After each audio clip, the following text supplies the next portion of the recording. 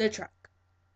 All right? America is not interested in your little squabble because let's look, there are over a million people living here. Million people moving in and out of their country, immigrants coming in and out. They and us are not interested in your little squabbles. They and us are not interested in you letting other countries take advantage of us. Because they are. They are. If you think they're not, I mean, I am not saying that they're trying to take over America. But let's be honest. It's business. And they're going to take advantage where they can. And if you're letting them take advantage because you're squabbling with Obama over some little bill, guess what? Well, you just flushed half our nation down the thing because you are too busy arguing with someone who is going to be in office for 4 to 8 years. Instead of being known for greatness, you're going to be known as the dick who. Oh, Lord. Oh, shit. You can tell. I'm like, I'll go somewhere else. Oh, I apologize. Politically apologize. You know how it is, like, on the news. I love those newscasters because they don't ever, like, say exactly, vulgarity. Oh my God. You can tell that I'm not going to be a newscaster. I definitely not going to be I might be a journalist, but not a newscaster. Because boy, if I had to listen to half the crap they have to listen to on, well, the reason why this is not working is because Obama won't agree, and this bill is this, and I'm just like, I would be like, well, okay, why don't they just shut up and do what they're supposed to do, which is their job? I mean, you gotta be stressed. There's millions of things that Obama has to do, and he's required to travel and leave, and he has not a lot of time to rest, and even when he's resting, he's still working, and you have no idea how big that stress is. It's like being king. I mean, you might as well say what he is. He's a king. But then he has all these people around him who are like set completely against him changing. Healthcare. Every country, mostly every civilized country with a good government, has a stable or close to stable type of healthcare for everyone. America, who is supposed to be civilized and a constructive capitalistic country, can't even seem to agree on Medicare or healthcare. Or we're against healthcare because it's going to cost more. Well, the government gotta get over that. I mean, I'm not going to say we need to practice a socialist government or whatever, but why can't every city and town have a bus and a train? Why do we stop using trains? What happened to trains? Why do only major cities have train stations? Why isn't all of the USA, aside from farmland areas, connected? Why isn't all of it connected by train? Wouldn't that create jobs, making a huge entire subway all across the country? Why did that stop? I mean, why do Americans why is Americans focus on the idea of independence to the point where in the end it's covering suffrage for the people. We're causing our own pain because of our idea of what America's supposed to be. Just because our country celebrates people's individuality doesn't mean that we can't come together as an organized group and make things great. And we prove it all the time with home improvement, everything. Why is it constantly a battle for change? For better. Why is it in a town like the one I live in, having a train station an impossible, unpredictable? They can't do it. Well, they can if they want to. They just need the money and the government backing, but they can't get that because government's arguing and they are so far in debt. I mean, we have financial geniuses, yet none of those financial geniuses have been put in a room until fix it. Figure it out, fix it, tell me your plan, we'll agree on it. That's how we're gonna go about it. Direct. This is like not a problem. It's not. We have financial geniuses who are getting paid millions of dollars by random wealthy people to make them wealthier. And we can't sit them all in a room, give them the paper and problem, and tell them figure it out, and tell all the congressmen to shut up, all the senators to shut up, and tell Obama to be like, okay, figure it out. We'll talk about the political lawful side, and they'll figure out the financial side.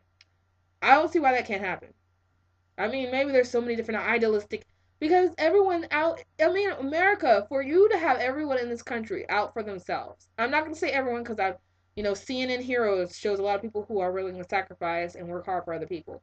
But when a lot of people who are in power seem to be very on their own, in their own heads, and it's hard to like separate the good from the bad because it feels like it's people like me against crooks. It feels like crooks, enemies. Our enemy is the government. The government is the enemy right now because it's preventing us from moving forward.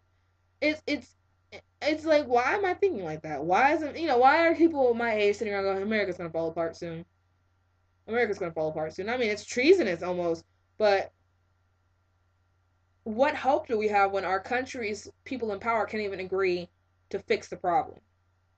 What future can we look forward to when our people who are supposed to represent our country as a calm, united, fighting front are completely separate in many of their ideals, and it's not even for idealistic reasons. It's not even for reasons that are above, like, something everyone can admire. It's for reasons that are so base and earthly and seem to me greedy that there's no conception of, hey, guess what? You're kind of in that seat to work for America and not, well, against Obama. You're not in there to work against Obama. You work there for America. But you're like you're speaking for only like what, 20% of the Americans, because only 20%, like 10 to 20%. I'm just throwing out numbers here. I don't really know, but like I would back each senator or congressman. So why is it like? I mean, there are millions of people on this planet and billions. I don't know, billions. Maybe, I don't know. I'm just throwing out numbers. Not a math major here, obviously, but it's hard. You can't. There's no way.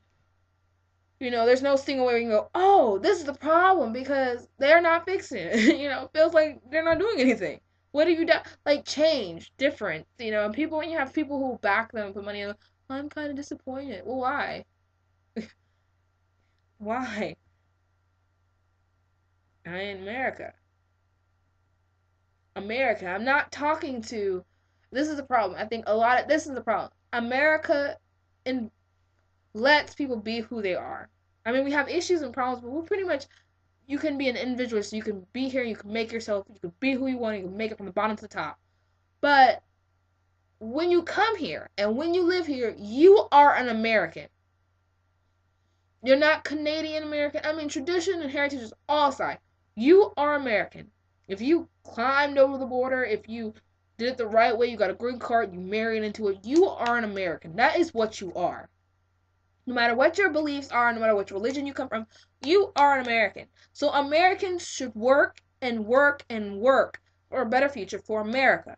You shouldn't come here and take advantage of your education, of the businesses, of the possibility of making a better future, and then not recognize yourself as an American. It's what you are. You you worship. You have a American flag somewhere in your house.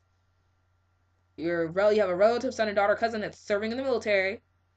You're taking advantage of the education of Harvard, Eton, Hopkinsville, any school, any college, any free education for all. Nowadays, kids are pretty much paying for it. You might as well have uniforms in school. How $20 for this science class, $30 for this. That's retarded. They should just go ahead and build a salon in the school if you're gonna have a cosmetology class every year. I don't get that. Um, but that's what I believe. I believe that America, once you're here, you're an American. Get over yourself. I'm sorry, you got culture and heritage. That's who you are. That's your identity. Great. Keep that. Why get over here and try to be something else? You're not. You're an American. Be happy. Be whatever else you are, but politically, and if you're going to fight for something, fight for America, because is the land of the free. The land of the free, the brave, the courageous, the strong. I mean, pretty much, this is a bomb country. And I support it 100%. But I can't support a government that doesn't help it find a better future. I can't support people in offices that are not doing their jobs. I can't selfishly when a man presents me an idea where everyone can be fed, clothed, have a car, have a job, and be taken care of. I'm not going to call it communist thought because I want every American to not have to suffer poverty and starvation and bad health. I'm not going to go, this is a communist because I'm not a plumber. I'm not a plumber. I apologize. I'm a normal person with a calculated thought, and for me, people being taken care of is the right way to go. Not sitting in the office mad because Obama decided he wanted to do this, and now I'm gonna be a stubborn, bullheaded kid. No, it's like two kids fighting over a truck. Why can I make that evaluation with people who are in charge of our country, of our country? They're not even in charge. We put them in power. So why are we sitting there shaking our boots, just letting them do whatever they want? And I don't know how people go, it's Obama's fault. He has a complete party behind him. You have a Senate and a Congress. Obama just can't do whatever he wants to do, because obviously if he wanted to do whatever he wanted to do, this problem would be getting solved right now. All right? So no more of this Obama's fault. It's not Obama's fault. You're letting your politicians do whatever they want to do. And they're doing whatever they want to do. They're doing, I don't care what family issues, no, they're doing whatever they want to do with our country. If they throw our country down the drain, guess what? We live here. We're going to go down the drain with it. If we're just like, oh, well, I'm not involved with politics. I don't really care. I don't want to vote. I don't really care who's president. I mean, let's be honest. When George Bush was in office, the second term, I I couldn't vote at the time, but I was just kind of like, the candidates weren't really, who was I gonna pick? There was no one that was like a candidate. It was like, I know how he won the second term. It was like, really? Like, really? These guys are seriously trying to run for, I mean, one dude looked like an evangelist, like the TV dude, and the other guy was just like, so it's just like, no. And then Obama came like, whoa, Obama, what? But I still kind of think we should have voted for Hillary Clinton. I think Hillary Clinton would have scared some people into working, because Hillary Clinton would have gotten it straight.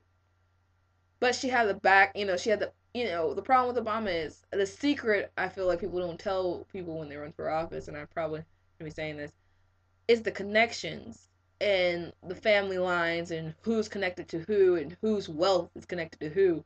And people don't, say this. I mean, why not? I'm gonna say it. When you have connections and wealth and a name behind you, it's probably far easier to be a president than it is when you don't have all that behind you. And I'm gonna end my talk on that note. Good night.